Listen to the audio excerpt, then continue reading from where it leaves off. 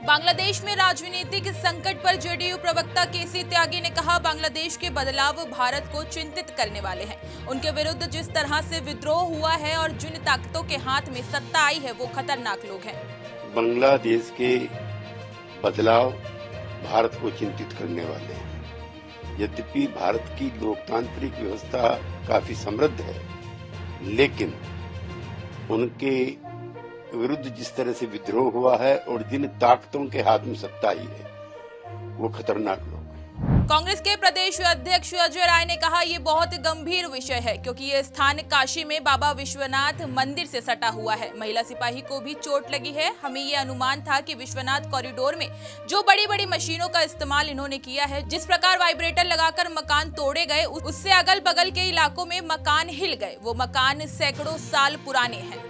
देखिए, निश्चित तौर से ये बहुत ही गंभीर विषय है क्योंकि काशी के बाबा विश्वनाथ मंदिर के ठीक सटे ये स्थान है जो सुरक्षा से भी बहुत महत्वपूर्ण है और वहाँ के रहने वालों को, खास करके जो वहाँ ड्यूटी करते हैं पुलिस के लोग, बेचारे वो भी घायल हैं। उसमें उनकी महिला को भी चोट लगी, महिला सिपाही को एक कैजुअल्टी भी हो गई।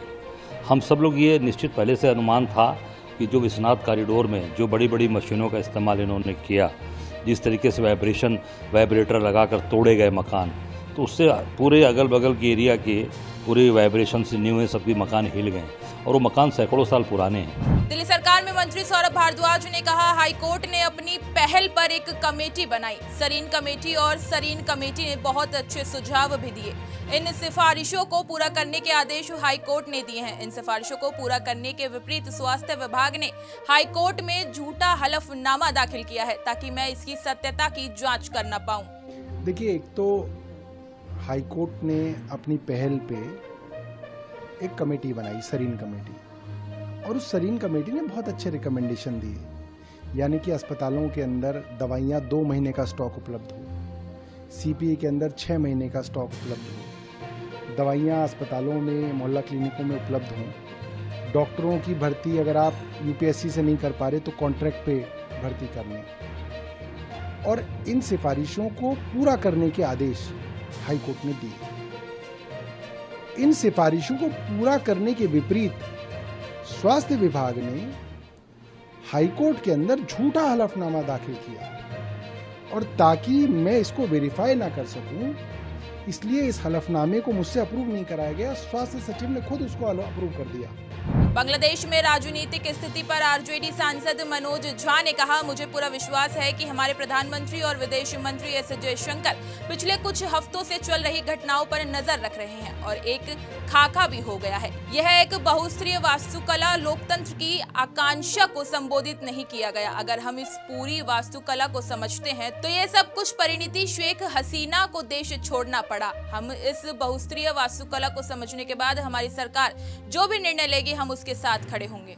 मैंने पहले भी कहा था और दोबारा दोहरा रहा हूँ, मुझे पूरी उम्मीद है कि हमारे प्राइम मिनिस्टर, हमारे एमईए जयशंकर जी पूरे घटनाक्रम पर बीते कई हफ्तों से जो चल रहा था उस पर नजर बनाए रखे होंगे। उसका एक ब्लूप्रिंट भी होगा। हमारा मानना है कि अक्सर लोग सोशल मीडिया के दौर में त्वरित प्रतिक्रिया दे देते हैं कि कोटा के कारण, ऐसा नहीं है। ये मल्टी लेयर्ड आर्किटेक्चर है।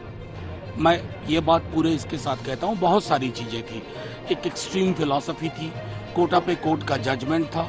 2, तीसरा एक महत्वपूर्ण पहलू ये भी है कि एक डेमोक्रेसी के लिए जो एस्पिरेशन थे वो एड्रेस नहीं हुआ था। बीता चुनाव आप याद करिए।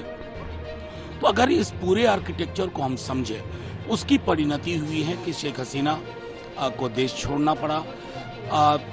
ऐसी छवियां भी हमने देखी थी जो कुछ वर्ष पूर्व अंदाजा नहीं कर सकते थे कि शेख मुजीबुर रहमान बंग बंधु की प्रतिमा जिस प्रकार तोड़ी जा रही थी। तो मेरा मानना है कि इस मल्टी लेयर्ड आर्किटेक्चर को समझते हुए हमारी सरकार जो भी निर्णय लेगी हम उसके साथ हैं।